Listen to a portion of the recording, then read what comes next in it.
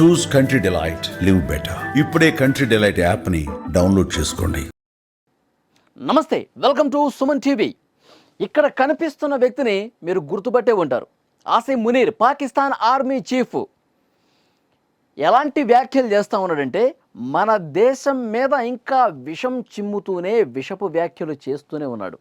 ఏమంటాడంటే, ఉగ్రవాదుల్ని పెంచి పోషించి మన దేశం మీదకి ఉసిగొల్పడమే కాకుండా ఆ ఉగ్రవాదుల్ని ఎలా పోల్చాడంటే స్వాతంత్ర సమరయోధులంట. స్వాతంత్ర సమరయోధులు మన దేశం మీదకి వచ్చి మన దేశంలో అక్రమంగా చొరబడి మన దేశ పౌరుల్ని చంపేసి మన సైన్యాన్ని మీద కాల్పులు జరిపి చంపుతున్నారు కదా ఉగ్రవాదులు. వాళ్ళు స్వాతంత్ర సమరయోధులు.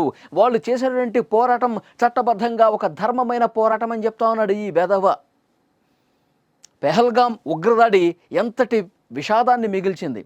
మన దేశ ప్రజలు మొత్తం ఒక్కసారిగా షాక్ అయిపోయి ఇలాంటి దారుణమైనటువంటి ఘటనని తలుచుకుని తీవ్ర ఆవేదనకు గురయ్యారు.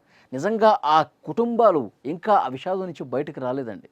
ఎందుకంటే ఆ కుటుంబ సభ్యుల ముందే గన్నుతో ఉగ్రవాదులు అక్కడికి పెహల్గాం ప్రాంతానికి వచ్చి వాళ్ళు పర్యాటక ప్రదేశంలో సేద తీరుతున్న సమయంలో ఆ కుటుంబ సభ్యుల ముందే నీ మతం ఏంటి, నీ పేరేంటి అడిగి పాయింట్ బ్లాంక్లో కాల్చి చంపినటువంటి ఉగ్రవాదుల్ని స్వాతంత్ర సమరయోధులుగా పోల్చాడంటే వీడిని ఏమనాలి?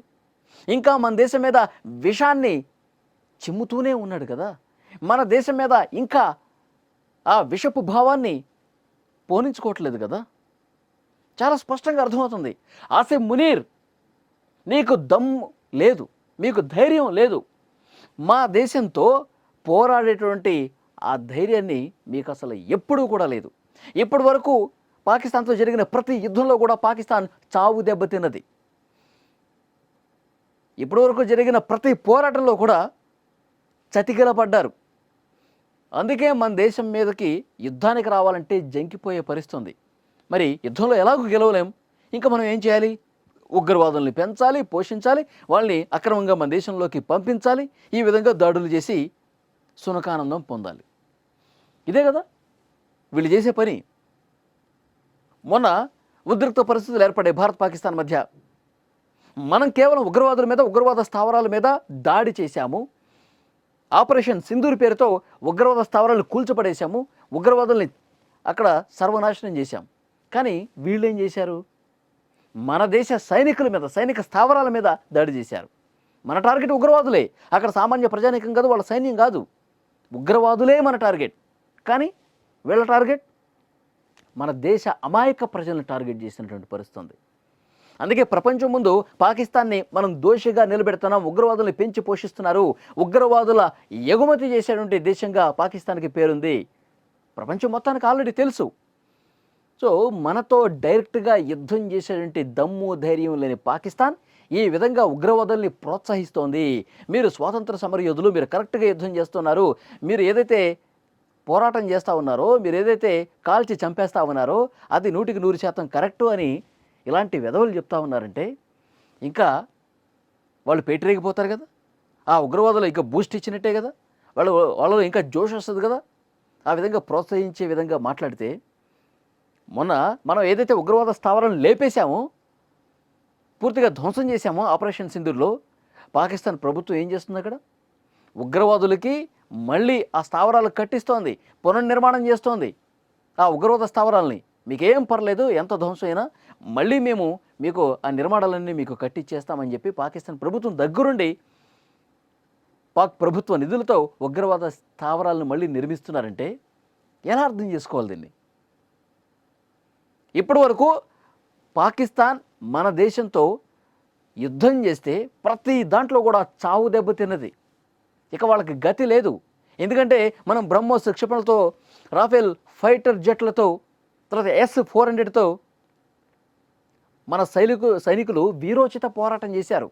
పాకిస్తాన్ ఉగ్రమూకల్ని తరిమి కొట్టడమే కాకుండా పాకిస్తాన్ సైన్యానికి కూడా చుక్కలు చూపించాం. అందుకే మన కాళ్ళబేరానికి వచ్చింది పాకిస్తాన్. ట్రంప్ దగ్గరికి, ఇంకోళ్ళ దగ్గరికి పోయి ఈ యుద్ధాన్ని ఆపే విధంగా ప్రయత్నం చేయండి అని చెప్పి వాళ్ళు మొరబెట్టుకున్నారు. మన కాళ్ళబేరానికి వచ్చి ఇక యుద్ధం చాలు మహాప్రభో, మీరు ఆపండి, మేము తట్టుకోలేకపోతే మా దేశం సర్వనాశనం అయిపోతుందని చెప్పి 2 చేతులు జోడిస్తే అప్పుడు మనం యుద్ధం ఆపాం. ముందుగా వాళ్ళ సైనిక ప్రతినిధులే మనతో టచ్లోకి వచ్చారు. వచ్చి ఇక యుద్ధం ఆపుదాం, మా వల్ల కావట్లేదని కాళ్ళ మీద పడితే అప్పుడు మనం యుద్ధం ఆపాం. ఒక పరంగా మనం దౌత్యపరంగా కూడా కొన్ని స్ట్రిక్ట్ డెసిషన్స్ తీసుకున్నాం. సింధు నదీ జలాలు ఆపటం కావచ్చు, పాకిస్తాన్కి నిధులు రాకుండా కట్టడి చేసి దాంట్లో ప్రతి దేశంతో మనం మాట్లాడటం కావచ్చు, ఇది ఉగ్రవాద దేశం అని చెప్పి చూపించడం కావచ్చు, ఇవన్నీ కూడా ఎక్కడికక్కడ మనం వాళ్ళని టైట్ చేసినటువంటి పరిస్థితి ఉంది. అది వాళ్ళ కడుపు మంట ఏంటంటే, ఒకవైపు యుద్ధంలో మనం గెలవలేకపోతున్నాం, మనం ఓడిపోయాం, మనం చేతులు తీసిన పరిస్థితి ఉంది. ఇంకోవైపు మనకి సింధు నదీ జలాలు ఆపేశారు, మనకి అసలు ఏమీ లేదు. పూర్తిగా మన దేశ ప్రజల భవిష్యత్తు అంధకారంలోకి మనమే నెట్టేశామని చెప్పి అక్కడ పాలకులు ఫిక్స్ అయిపోయారు. మరి ఇప్పుడు ఏం చేయాలి? ఉన్న ఒకే ఒక ఆప్షన్, వాళ్ళ చేతిలో ఉన్నటువంటి ఆయుధాలు ఉగ్రవాదులు. ఆ ఉగ్రవాదుల్ని మళ్ళీ మనం పెంచాలి, మళ్ళీ మనం వాళ్ళని పెద్దోళ్ళు చేయాలి, మళ్ళీ వాళ్ళకి ఆయుధాలు ఇవ్వాలి, మళ్ళీ వాళ్ళని దేశం మీదకి, భారతదేశం మీదకి వదలాలి. ఇదే వాళ్ళ టార్గెట్. ఫ్రెండ్స్, మీరు ఏమనుకుంటారు? ఆసిఫ్ మునీర్ ఇంకా ఇలాంటి పిచ్చి పిచ్చి ప్రేరేపణలు, విషపు మాటలు మాట్లాడుతూనే ఉన్నాడు. ఉగ్రవాదులను ఇంకా ఎంకరేజ్ చేస్తానే ఉన్నాడు. వాళ్ళు స్వాతంత్ర సమరయోధులు, గొప్ప పోరాట వీరులు అని చెప్పి మాట్లాడుతూ ఉన్నారంటే ఎలా చూస్తారు? ఈ కామెంట్స్ని కామెంట్ రూపంలో తెలియజేయండి.